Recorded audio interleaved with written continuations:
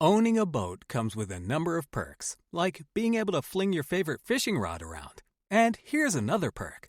Geico's boat insurance covers your boat and your belongings. And with specialist support from agents that are as passionate about boating as you are, there's so much value that you'll want to high-five someone. But not while you're holding your fishing rod. That's a prized possession. So hold on tight with both hands and keep it covered through boat insurance. Get more with Geico. But it is hard work. People don't, everyone's like, oh, I'm going to start a podcast. I'm like, good luck.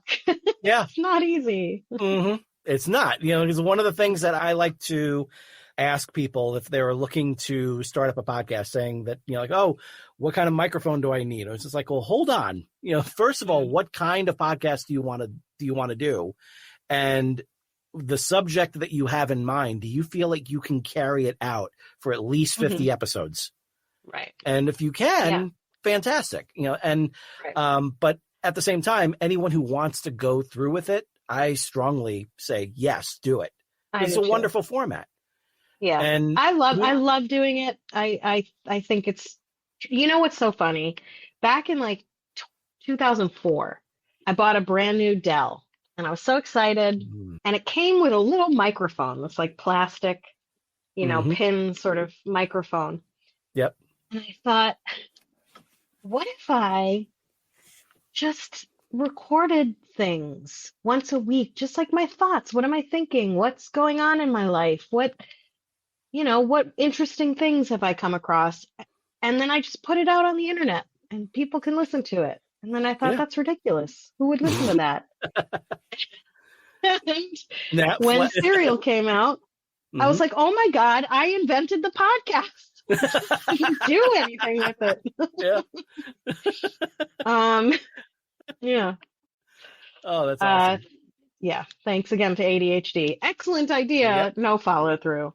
The more I realized that different things that I just did not say to my doctor when I originally wanted to get myself tested for ADHD, and they were just saying like, no, you don't have it because it would have come a lot earlier, but you do have anxiety, depression, self-doubt, and fatigue. And that's the little computer virus that you got going on inside your head. And how many people have been misdiagnosed with anxiety but it's actually ADHD, which gives you anxiety because you're sitting there with 70 bazillion thoughts in your head that you can't manage.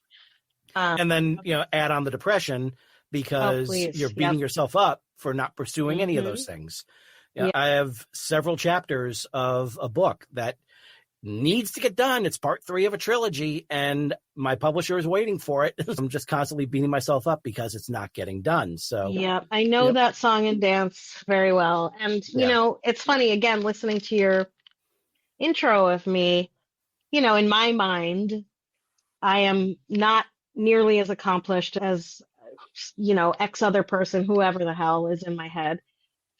And I have all these unfinished projects, and I invented the podcast before it came out. And I wrote the play that goes wrong 10 years before the play that goes wrong. And I literally named it The Play That Goes Horribly Wrong, but somebody else actually did it.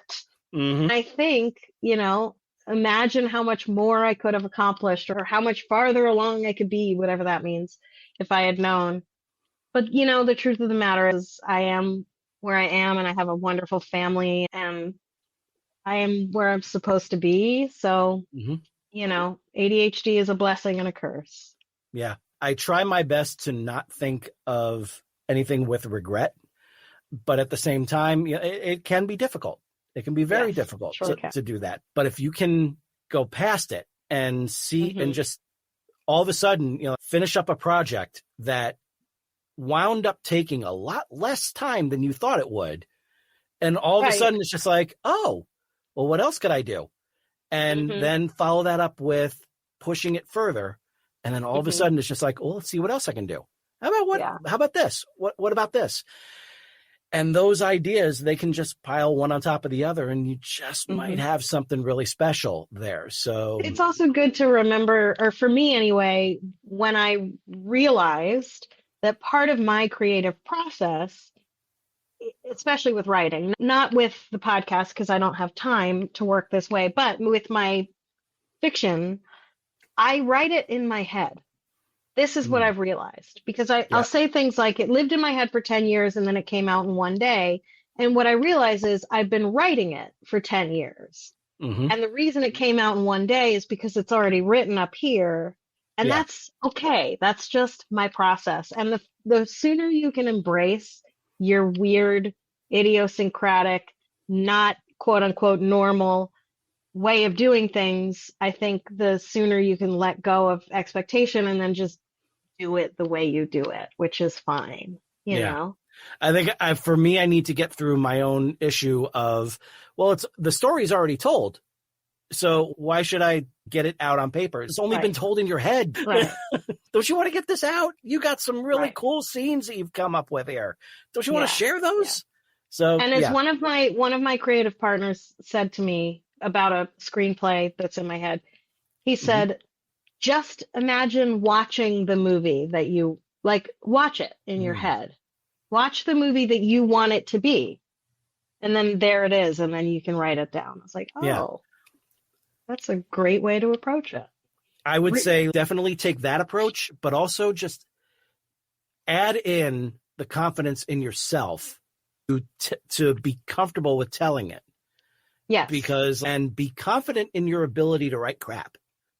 Just because you have to write crap. And that's the thing too, is you have to write. If you're a writer, you have to write every single day. You will hear every accomplished writer say that, and you'll go, poo-poo, I don't need to do it every day. You need to do it every single day. You need to do it every day. I'm living proof of that because I do not write every single day. Yeah. And I consistently beat myself up for not doing that. So wouldn't it just be easier to just write a little bit every day? Just do it. Right. Just even if it's, I don't know what to write. This is trash. I hate this. Yeah. Write it. Write just it think of it as down. You're going to the writing gym. Exactly. You know? Exactly. Owning a boat comes with a number of perks, like being able to fling your favorite fishing rod around. And here's another perk. Geico's boat insurance covers your boat and your belongings. And with specialist support from agents that are as passionate about boating as you are, there's so much value that you'll want to high-five someone. But not while you're holding your fishing rod. That's a prized possession. So hold on tight with both hands and keep it covered through boat insurance. Get more with Geico.